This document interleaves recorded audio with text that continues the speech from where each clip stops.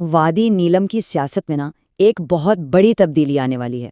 چلیں 2026 کے الیکشن سے پہلے اس خوبصورت وادی کے پولیٹیکل سین کو ذرا قریب سے دیکھتے ہیں اور یہ سمجھنے کی کوشش کرتے ہیں کہ لوگوں کا موڈ آخر جا کس طرف رہا ہے۔ دیکھیے، سال 2026 اب کوئی بہت دور تو ہے نہیں، اور اسی وجہ سے وادی نیلم کی سیاست میں جو گرما گرمی ہے وہ بڑھتی ہی چلی جا رہی ہے۔ تو پھر سب سے بڑا سوال تو یہی اٹھتا ہے، 2026 میں وادی نیلم کا تاج آخر کس کے سر سجے گا؟ مقابلہ بہت سخت ہے اور کچھ بھی ہو سکتا ہے۔ تو چلیے سب سے پہلے وادی کی سیاسی فضا کا جائزہ لیتے ہیں، دیکھتے ہیں کہ کون سی جماعتیں میدان میں ہیں اور ان کی حکمت عملی کیا ہے۔ دیکھیں، سیاسی پارٹیاں پوری کوشش کر رہی ہیں کہ لوگوں کو اپنی طرف لائیں، ریلیاں ہو رہی ہیں، جلسے ہو رہے ہیں، لیکن ابھی تک کسی بھی ایک پارٹی کو کلیئر ایج حاصل نہیں ہو سکا ہے۔ اگر ہم تاریخ اٹھا کر دیکھیں تو وادی نیلم کی سیاست میں ہمیشہ سے 3 بڑی جماعتوں کا ہی دبدبہ رہا ہے: پیپلز پارٹی، مسلم لیگ نون اور تحریک انصاف۔ اور یہی وجہ ہے کہ یہاں کا مقابلہ ہمیشہ سے ہی بہت دلچسپ ہوتا ہے۔ اور صرف ہم ہی نہیں، جو پولیٹیکل ایکسپرٹس ہیں وہ بھی یہی کہتے ہیں کہ ابھی کچھ بھی کہنا وقت سے پہلے ہوگا، مقابلہ بالکل اوپن ہے اور کوئی بھی جیت سکتا ہے۔ اچھا، سیاست دانوں کی بات تو ہو گئی، اب ذرا ان کو سائڈ پہ رکھتے ہیں اور بات کرتے ہیں عوام کی۔ آخر وادی نیلم کے لوگ چاہتے کیا ہیں؟ ان کے اصل مسائل کیا ہیں؟ وادی نیلم کے لوگوں کے مطالبات بہت کمپلیکیٹڈ نہیں ہیں، بالکل سیدھے سادے ہیں۔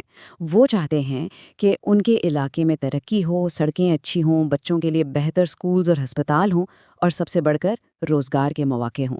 یہ وہ بنیادی چیزیں ہیں جو ان کی زندگی کو بہتر بنا سکتی ہیں۔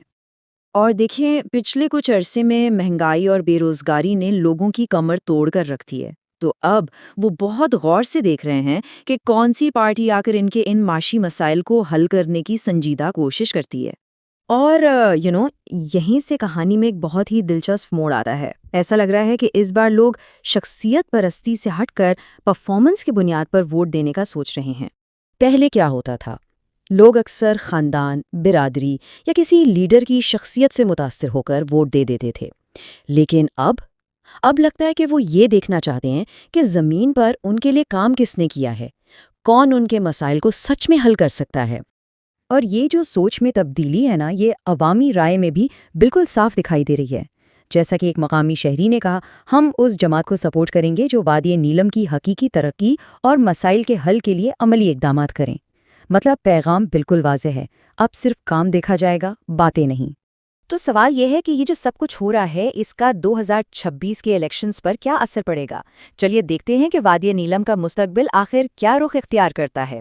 ایک بات تو صاف لگ رہی ہے کہ عوام نے اپنا ذہن بنا لیا ہے۔